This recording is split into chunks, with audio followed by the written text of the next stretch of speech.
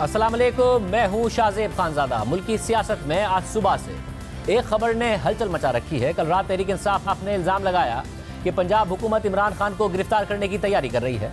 फिर तहरीक इंसाफ के एक कारकुन और सीनियर रहनुमा लाहौर में इमरान खान की रिहाइशगाह के बाहर जमा हो गए। फवाद चौधरी भी वहां पहुंचे, मगर फिर आज सुबह इलेक्शन कमीशन को धमकियां देने पर इस्लामाबाद पुलिस ने लाहौर आकर तहरीक इंसाफ के रहनुमा फवाद चौधरी को गिरफ्तार कर लिया और दीगर दफात के साथ उन पर बगावत का मुकदमा भी बना दिया। यानी हमने माजी से कुछ नहीं सीखा है। अब से कुछ देर पहले इस्लामाबाद की ड्यूटी मजिस्ट्रेट की अदालत ने फवाद चौधरी के जिस्मानी रिमांड देने की इस्तदा पर फैसला महफूज किया है। सुनिए कि फवाद चौधरी ने कल क्या कहा।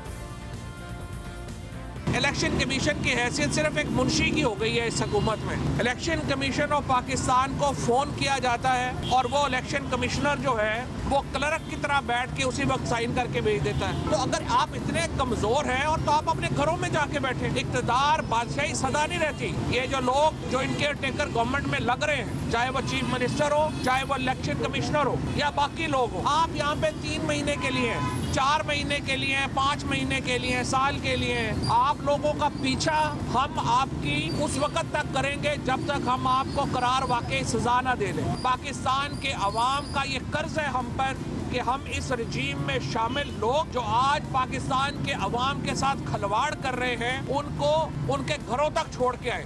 आज हमने इलेक्शन कमीशन में ये दरख्वास्त दी है कि ये लोग जो 25 मई के वाक़यात में बराह रास्त मुलव्वस थे उनको पंजाब में तैनात ना किया जाए। इसके बावजूद अगर वो यहाँ पे तैनात रहे या तैनात किए गए तो हम इलेक्शन कमीशन और उनके मेंबरान को, उनके खानदानों को और ये जो लोग हैं इनको वार्न करते हैं कि अगर हमारे साथ ज्यादतियों का सिलसिला हुआ, ये ज्यादतियों का सिलसिला आपको वापस पे करना पड़ेगा। कल शाम 5:45 बजे फवाद चौधरी ने यह बयान दिया और रात 10 बजे इस्लामाबाद के थाना कोहसार में इलेक्शन कमीशन के सेक्रेटरी उमर हमीद ने FIR दर्ज करा दी और फिर पुलिस ने फुर्ती दिखाई और 8 घंटे के अंदर अंदर फवाद चौधरी को लाहौर से गिरफ्तार कर लिया गया। FIR में कहा गया था कि फवाद चौधरी ने तकरीर के जरिए चीफ इलेक्शन कमिश्नर और इलेक्शन कमीशन के दीगर अराकीन और उनके खानदानों को डराया धमकाया है, रियासत के इंतखाबी अमल में रुकावट डालने की कोशिश की है। इस तकरीर से इलेक्शन कमीशन के अराकीन और उन खानदानों की जिंदगी के लिए एक मुस्तकिल खतरा पैदा हो गया है। मजीद ये कि इस तकरीर ने निगरान वज़ीर आला पंजाब और उनकी आईनी हुकूमत के खिलाफ भी नफरत का इजहार किया है और इसकी वजह से अवाम में भी आईनी हुकूमत के खिलाफ नफरत, तौहीन और अदम एतमाद पैदा किया गया है।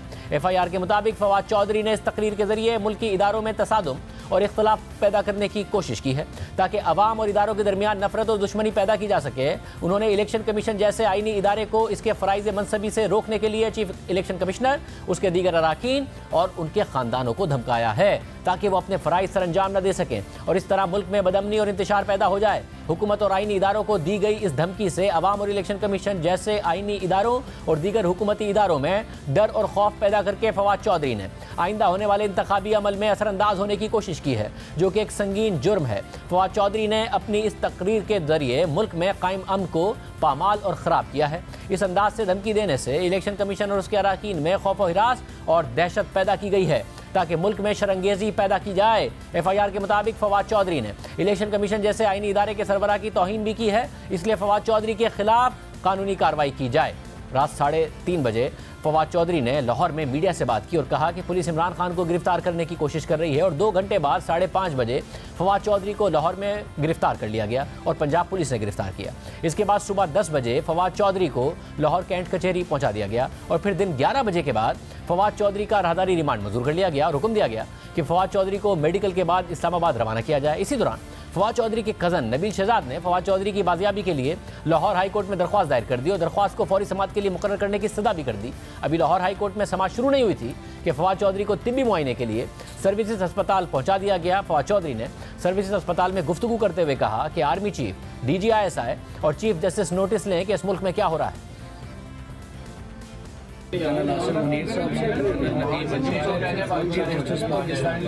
तीनों से मेरा ज़ाती एक बहुत एहतराम का ताल्लुक है। मैं उनसे दरख्वास्त करना चाहता हूँ वो नोटिस में इस मुल्क में क्या हो रहा है। कभी भी ज़्यादती के ख़िलाफ़ बोलना बगावत नहीं है। यहाँ लोगों के मुँह बंद किए जा रहे हैं, लोगों को दबाया जा रहा है, इलेक्शन कमीशन ऑफ पाकिस्तान के ऊपर हमारे संगीन एतराज़ात वो नहीं सुनेंगे, और जब आप उस पर क्रिटिसिज्म करेंगे आप पे बगावत का मुकदमा हो जाएगा। ये मुल्क है, ये बनाना रिपब्लिक बन गया है। तो आप दोनों हज़रात से मेरी दरख्वास्त है कि इसका नोटिस लें। इस्लामाबाद में फवाद चौधरी को सख्त सिक्योरिटी में एफेड कचहरी पहुंचाया गया।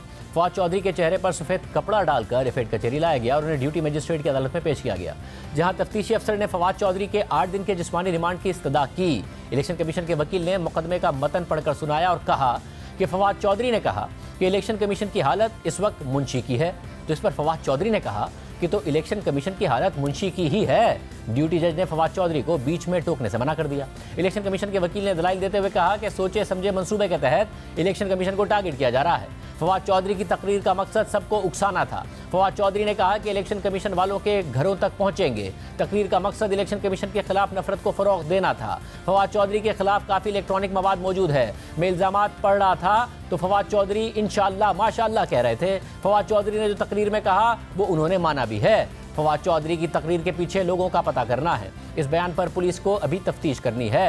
दौरान समाअत फवाद चौधरी ने कहा कि मुकदमे में बगावत की दफ़ा भी लगा दी गई है।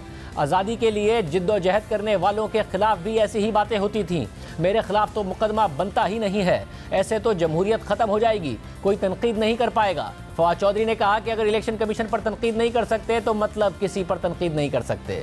इलेक्शन कमीशन का मतलब है कि तनकीद करना बगावत है। मैं तकरीर कर ही नहीं रहा था, मैं तो मीडिया टॉक कर रहा था। मेरी बातें गलत कोट की गई हैं। फवाद चौधरी ने कहा कि मैं तहरीक इंसाफ का तर्जुमान हूँ। जो मैं बात करूँ वो मेरी पार्टी की पॉलिसी होती है। ज़रूरी नहीं कि जो मैं बात करूँ वो मेरा ज़ाती ख्याल हो। इलेक्शन कमीशन ना मुल्क की स्टेट है ना हुकूमत है। मैंने कहा था कि नफरतें ना फैलाएं कि लोग ज़ाती सतह पर आ जाएं। मुझे लाहौर पुलिस ने गिरफ्तार किया, मेरा मोबाइल कब्जे में ले लिया। लाहौर पुलिस ने मुझे इस्लामाबाद पुलिस के हवाले कर दिया। फवाद चौधरी ने कहा कि मैं सीनियर वकील, पार्लियामेंटेरियन और साबिक वफाकी वजीर हूँ। मैं दहशतगर्द नहीं हूँ कि मुझे CTD में रखा गया। तफ्तीशी अफसर ने मुझसे कोई तफ्तीश नहीं की। मेरी गिरफ्तारी गैर कानूनी है। अफसोस है कि मुल्क की सियासत में मुखालफिन पर केस बनाए जा रहे हैं। हम सियासत में कभी ऊपर तो कभी नीचे होते हैं। फवाद चौधरी ने अदालत से केस बर्खास्त करने की इस्तदा कर दी और मौक़िफ़ इख्तियार किया कि तफ्तीशी अफसर ने कहा कि मुझे घर से गिरफ्तार किया। तफ्तीशी अफसर से मेरे घर के गेट का रंग तो पूछ लें। फवाद चौधरी के वकील ने इस्लामाबाद पुलिस के दायरा कार पर सवाल उठाते हुए कहा कि इस्लामाबाद में फवाद चौधरी ने बयान नहीं दिया। क्या फवाद चौधरी ने नस्ल, ज़बान या मजहब की बुनियाद पर कोई नफरत फैलाई? नहीं। प्रोसिक्यूशन के पास फवाद चौधरी के खिलाफ बनाए गए मुकदमे का क्या सबूत है? फवाद चौधरी ईमानदारी से समझते हैं कि चंद चीज़ें दुरुस्त नहीं हैं। फवाद चौधरी ने सेक्रेटरी इलेक्शन कमीशन को धमकी नहीं दी। फवाद चौधरी ने किसी के घर का पता देकर धमकी नहीं दी। 500 मील दूर बैठकर लोग हिरासा होना शुरू हो जाएं तो क्या किया जाए? फवाद चौधरी अपने बयान से मुनहरिफ तो नहीं हो रहे। जिसके बाद फवाद चौधरी के वकील ने फवाद चौधरी से मुकालमा करते हुए कहा कि आपको तलाशी पर एतराज़ है, जिस पर फवाद चौधरी ने जवाब दिया कि तलाशी लेनी है तो ले लें। इलेक्शन कमीशन के वकील ने दलाइल दिए कि अदालत को थका कर फैसला लेने की कोशिश की जा रही है। कोई शक नहीं कि फवाद चौधरी ने किन लोगों से मुताल्लिक बात की। फवाद चौधरी ने इलेक्शन कमीशन के सेक्रेटरी और वर्कर्स से मुताल्लिक बात की। फवाद चौधरी का केस आम नहीं है, उनका केस नफरत फैलाने का है। फवाद चौधरी के साथ दीगर अफराद भी मुलविस हैं। जिस पर फवाद चौधरी ने कहा कि अगर दीगर लोग भी मुलविस हैं तो उन पर भी पर्चा करें ना। इस पूरी सूरत हाल पर अब बात करेंगे। इस वक्त भी जज साहब के फैसले का इंतजार है कि जिस्मानी रिमांड की इस्तदा वो मंजूर करते हैं या नहीं करते।